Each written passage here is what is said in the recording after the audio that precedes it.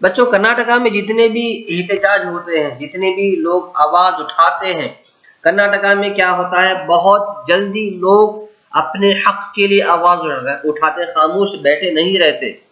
चाहे वो एनवायरनमेंट के लिए क्यों ना हो, चाहे वो फार्मिंग के लिए क्यों ना हो, चाहे वो रिवर्स की प्रोटेक्शन के लिए क्यों ना हो, चाहे वो फॉरेस्ट की प्रोटेक्शन के लिए क्यों ना हो। तो इस वजह से कर्नाटका में लोग खामोश नहीं रहते। इस वजह से कर्नाटका पूरे कंट्री में बहुत मशहूर है एगिटेशन के लिए, अपने हुकूक को लेने के लिए। नेक्स्ट इंपॉर्टेंट टॉपिक है बच्चों वुमेन्स मूवमेंट्स।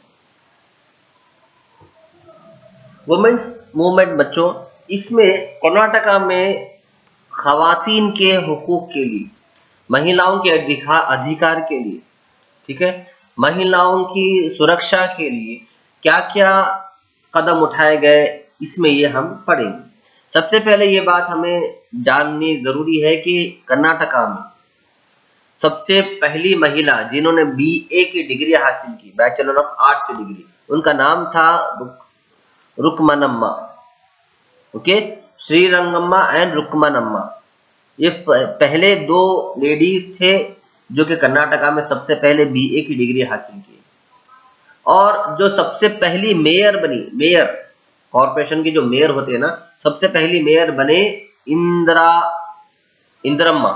इंदिरम्मा, ओके, ये सबसे पहले मेयर थे। ये बेंगलुरु के मेयर बने थे सबसे पहले। इसके अलावा लाखों महिलाएं ऐसे हैं जिन्होंने अपने ख्वाब पूरे किए, अपने सपनों को पूरे किए कर्नाटका में। तो कर्नाटका में बहुत सारे महिलाओं ने महिलाओं के अधिकार के लिए आगे बढ़े, उठ खड़े हुए। उनमें बहुत से मशहूर नाम हैं जो कि सिर्फ कर्नाटका में महिलाओं की हिफाजत के लिए नहीं, बल्कि इंडिया में 1957-58 में इंडिया के फ्रीडम स्ट्रगल में भी बहुत सारे बड़े बड़े महिलाओं ने अपना योगदान दिया। ओके, जैसे कि कमला देवी चोट्टापढ़ाया और सरोजिनी नायडू, अरुणा आसिफ अली, डॉक्टर मुथुलक्ष्मी रेड्डी एंड बहुत सारे ऐसे वुमेन्स हैं जिन्होंने हिंदुस्तान की आजादी में भी अपना किरदार निभाया।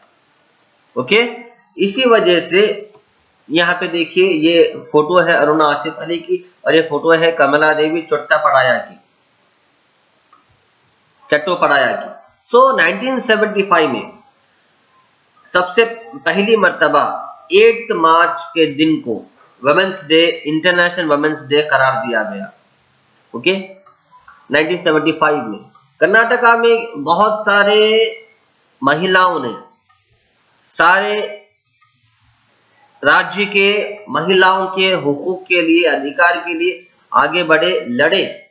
और उनका सबसे पहली मांग ये थी कि वुमेन्स को एजुकेशन दिया जाए। पहली मांग, महिलाओं को शिक्षा दी जाए, एजुकेशन दिया जाए, पहली मांग। दूसरी मांग ये थी कि शादियों में दहेज के सिलसिले को खत्म किया जाए। ये महिलाओं का जो ऑर्गेनाइजेशन था कर्नाटका में, महिलाओं की जो कम्युनिटी थी कर्नाटका में, इन्होंने थोड़े से महिलाएं बहादुरी के साथ उठ खड़े हुए आवाज उठाए सारे महिलाओं के लिए, कर्नाटका के सारे महिलाओं के लिए, सारी लेडीज के लिए, कि सारे लेडीज को एजुकेशन मिलना चाहिए। और महिलाओं पर जो अत्याचार होता है, घरों में जो महिलाओं को मारा जाता है, बहू बनाकर लाने के बाद उन पे जो जुल्म होता है, बेटियों पे जो जुल्म होता है, आए दिन रेप के केसेस हो रहे हैं, तो ये सारी चीजों के खिलाफ उन्होंने आवाज उठाई। ठीक है, और ये जो आवाज उठाए, इनका बहुत बड़ा असर हुआ गवर्नमेंट में। गवर्नमेंट ने महिलाओं के प्रॉब्लम्स को समझते हुए एजुकेशन में और जॉब्स में 33% रिजर्वेशन दिया। sorry 50%। The Karnataka government has been the first state, और कर्नाटका गवर्नमेंट सबसे पहली रियासत है इंडिया की जिसने महिलाओं को रिजर्वेशन दिया 50%। ठीक है, the government has initiated the number of measures. The Karnataka government has been the first state to declare 50% reservations of for women in local bodies. Local bodies का मतलब local governments में। ठीक है, इसके अलावा यही पॉलिसी के तहत 33% वुमेन्स को जॉब का गारंटी दी गई। ओके। और इसके अलावा भी बहुत बड़े बड़े पोस्ट पर, जैसे कि कमिश्नर है, जैसे कि जज है, जैसे कि गजेटेड ऑफिसर्स है, बड़े बड़े पोस्ट पर भी वुमेन्स को जॉब पर रखा गया। थर्ड मेन इंपॉर्टेंट पॉइंट है फार्मर्स एजुकेशन। जिस तरह वुमेन्स ने, महिलाओं ने अपने अधिकार के लिए लड़े, अधिकार के लिए आगे बढ़कर आवाज उठाए, इसी तरह फार्मर्स ने भी अपने अधिकार के लिए आगे बढ़कर आवाज उठाए कर्नाटका में।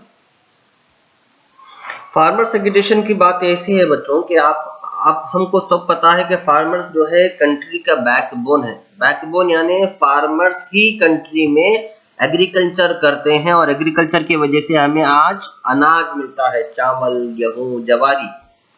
हम जो आज खाते हैं और जो हम एक्सपोर्ट करते हैं, सब कुछ फार्मर्स की वजह से मिलता है। ओके, फार्मर्स जो है इंडिया के तरक्की की बैकबोन है, लेकिन यही बैकबोन को मजबूत करने के बजाय, इसी रीढ़ की हड्डी को मजबूत करने के बजाय कमजोर किया जा रहा है, कमजोर से कमजोर किया जा रहा है। क्यों? किस तरह? इस तरह से किया जा रहा है कि उनके हुकूक को मारा जा रहा है। फार्मर्स बहुत मेहनत से अपने खेत में सामान उगाते हैं, ठीक है, अनाज उगाते हैं, अनाज। अब उस अनाज को कितने में बेचना है फार्मर डिसाइड करेंगे ना। एक थैले के पीछे कितना प्राइस होना चाहिए, कितना अमाउंट होना चाहिए एक थैले का, एक थैला कितने रुपए में बिकना चाहिए, उसका उसका जो डिसीजन है कौन लेना? फार्मर्स लेना। लेकिन होता ऐसा नहीं था। फार्मर्स जिन्हें अनाज बेचते थे, उनके दाम के हिसाब से फार्मर्स को बेचना होता था, ठीक है। फॉर एग्जांपल, मैं एक किसान हूं, मुझे 50 किलो के जवारी को उगाने के लिए मुझे खर्चा आया है 2000 रुपए। अब उसे मैं बेचूंगा कम से कम 3000 में, लेकिन नहीं, इसे खरीदा जाता था 1500 में। पहले तो फायदा नहीं, ऊपर से नुकसान, यानी फार्मर अपने हाथ से पैसे डाल दे। इस तरह से बहुत जुल्म होते आ रहा है फार्मर्स के ऊपर। इंडस्ट्रियलिस्ट यानी जो बड़े बड़े फैक्ट्रीज वाले हैं, जैसे कि गन्ने के खेत में किसान गन्ना उगाते हैं, उसे खरीदते कौन है? शक्कर बनाने वाली फैक्ट्री वाले, शक्कर की फैक्ट्री वाले। अब शक्कर की फैक्ट्री वाले ओनर गन्ना जिस प्राइस में खरीदेंगे, वही प्राइस में फार्मर को बेचना पड़ता। जबकि फार्मर्स किसान जिस दाम में बेचेंगे, वो दाम में गन्ने के फैक्ट्री वाला मालिक खरीदना, या फैक्ट्री वाले मालिक के हिसाब से फार्मर बेचना, ये जुल्म है। तो इस तरह का जुल्म हो रहा था किसानों पर। और दूसरी बात, फार्मर्स जो है अपने खेत में अनाज उगाने के लिए बारिश के मोहताज बने हुए थे। बारिश एक साल अच्छा आया तो एक साल अच्छा नहीं आता था, वो बारिश कुदरत की बात है, कुदरत की मर्जी है। बारिश के मोहताज थे, बारिश के रहमो करम पे पड़े हुए थे फार्मर्स, क्योंकि बारिश आई तो ही झाड़ उगेंगे, नहीं तो नहीं उगेंगे। लेकिन ये सारे प्रॉब्लम्स पर गवर्नमेंट की नजर थी, लेकिन गवर्नमेंट उसे नजरअंदाज कर रही थी, लाइट ले रही थी, उस पर काम नहीं कर रही थी।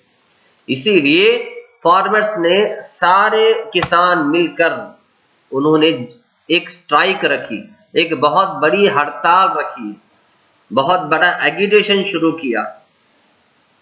और इस हड़ताल में बहुत सारे फार्मर्स को मारा भी गया, शहीद हुए बहुत सारे फार्मर्स।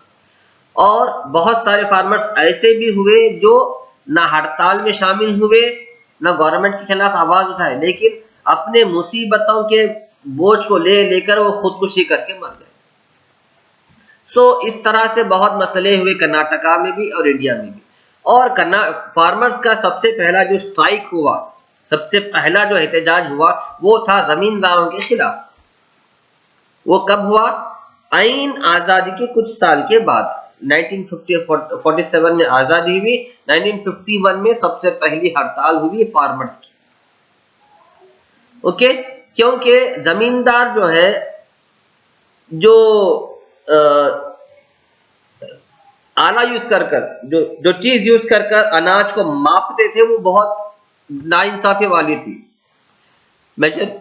मेजरिंग जार, सेर कहते हैं हमारे घर में, 1.25 किलो का सेर, 1 किलो का सेर जो होता